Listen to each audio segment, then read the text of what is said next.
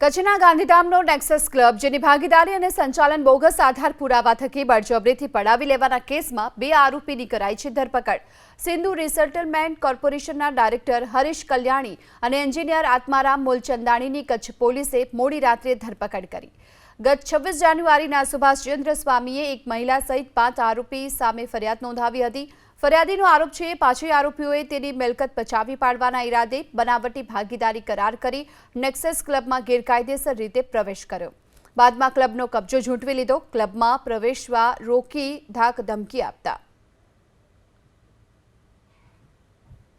સુભાષચંદ્ર પ્રસાદ સ્વામી છે તેને આરોપીઓ જીતુ ચંદાની તેમજ ગુલ દરિયાની દ્વારા ફરિયાદીને વિશ્વાસમાં લઈ ગુનાહિત કાવતરું રચી સિંધુભવન કોમ્પ્લેક્સ નામની જે મિલકત છે એને અપ્રામાણિક પડે પચાવી પાડવાના હેતુસર ખોટા ભાગીદારો કરાર બનાવેલા અને એ આધારે ફરિયાદીની જે ભાડા પેટે જે સિંધુભવન કોમ્પ્લેક્સ મળેલ હતું તેને આરોપી દ્વારા ખોટી રીતે પચાવી પાડેલું હતું। જે બાબતે ફરિયાદ દાખલ થયા બાદ પોલીસ દ્વારા તપાસ કરવામાં આવી અને એસઆરસીના વર્તમાન ડાયરેક્ટર હરીશ પેરુમલ કલ્યાણી અને એસઆરસીના સિનિયર એક્ઝિક્યુટિવ એન્જિનિયર આત્મારામ મૂલચંદાણીની ધરપકડ કરવામાં આવી છે।